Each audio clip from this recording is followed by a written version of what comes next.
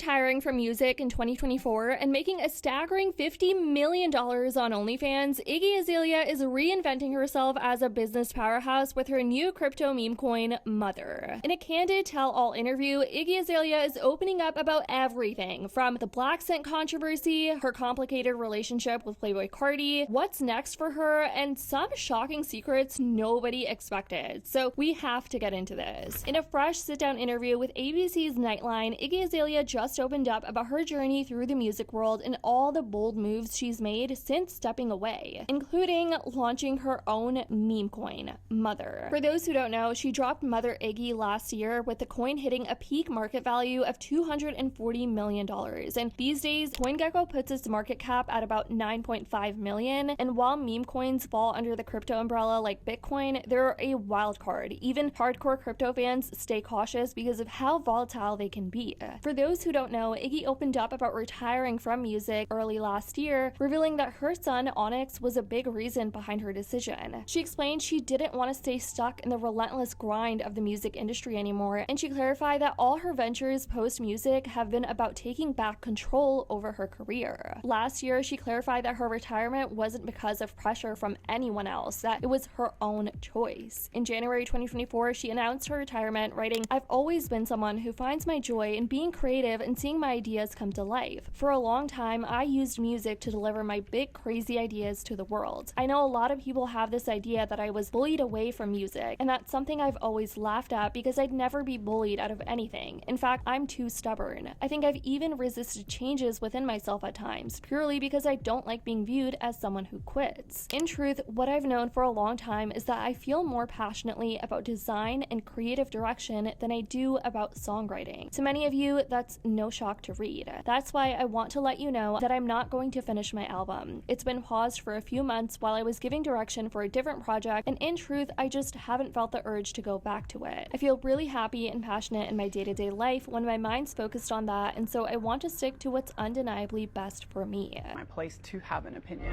Iggy says she felt control over her career slipping away. By 2019, the same industry that catapulted her ghosted her.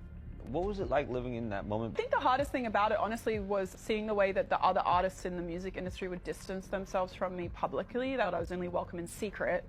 And I think over time I just got tired of it. She also opened up about the darker side of the music industry involving money, and here's what she had to say. I've lost millions of dollars to people that I signed bad business deals with in the beginning. God. Sometimes you don't know you're getting because you're like, it feels so good, and they're like, they're actually f***ing you. But I love it, I love it. Because when you've been poor, any money, or a lot of money, still making a lot of money, you're like, this is everything I dreamed. Why would I ever question this? And then you find out later, actually, the money that if you made $15 million that year, if you weren't getting f***ed, you would have made 40. But it feels so good. Now, although Izzy scored a bunch of hits throughout her career, she also faced major backlash over accusations of cultural appropriation, as some of you may remember, especially around her use of a black scent. And regarding this, she admits she chose to be a white woman stepping into a black space, but now looking back, she says she knows she made some, and I quote, horrible effing takes, and says she got caught in a bad storm during her early 20s. I chose to be a white woman and come and be in a black space. That was my choice. And I did feel very welcome, to be honest with you. I think it got a little bit more complicated as time went on and we had a moment politically and in culture where I was a part of a bigger picture. Despite a skyrocketed debut on the charts, on the internet, debates at the time about her place in hip-hop and her alleged use of a southern drawl. What was it like being caught at the heart of the issue of race, and you're being told you're using a black scent, you're appropriating? Yeah, I think it was a lot, you know, and I said things that I shouldn't have said in retrospect as I've gotten older, that I'm like, that's a horrible take that you had. But it was just a bad, perfect storm where you've got someone that's, I have my limited view of America or culture, and I'm in the middle of these very heated, controversial conversations. And political. Very political, and I'm also 23, 24 during this, and so I think I know everything. What do you regret about how you handled that time?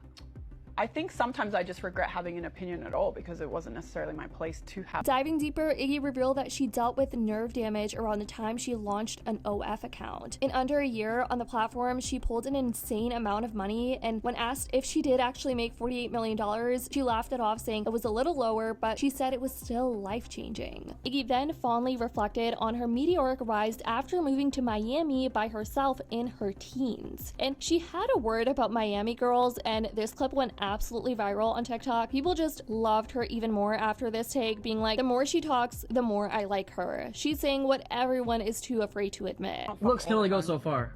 Same with women, looks can only go so far. Yeah, Actually, like if a you live in point. Miami, everyone in Miami is really pretty. So it's like, at one point, I noticed that when I was doing Motherland and I was auditioning all the girls, and they were all really beautiful. And like I said, there was about 50 of them, but some of them, particularly some of the most beautiful ones, when you put them on camera, it's like they didn't know how to talk or have a personality because they're just used to their looks doing the work for them. And then when you actually put them in an environment to talk, some of them are just like, ah. I'm like, how do you end up with that for your whole life? It would be really boring.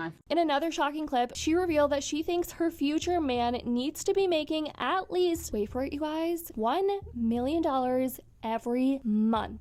Yeah, not year, month. And people were like, no way. Honestly, I get where she's coming from and what she said about how it can feel emasculating to be with someone who makes less than her, but it's wild how different the celebrity world is. The money they make and the standards they hold are just on a whole nother level compared to your average person down the street. Would you ever date anyone that makes less than you? Yeah, you can make a little bit less than me, but here's my feeling. Like, I would really like it to be 50-50, like if we bought a house or we have a mortgage or things like that. You'd still pay? Well, I think we should, the minimum should be that we both equally contribute. So with that being said, I wouldn't really want to like downgrade my life that I can pay for on my own to, you know, a lot of the times I think it can be emasculating in my experience because I've gone on dates with men that earn a lot less and then it gets weird. Yeah, because then you're doing shit that they can't and stuff. I feel like, yeah, so I think it's a bit of a weird predicament, but my ideal would just be that if we can, like, if you could afford the same lifestyle that I can afford to where we can be 50-50 in that, then that would work. 50-50 is crazy. A lot of girls say that the man should pay for everything.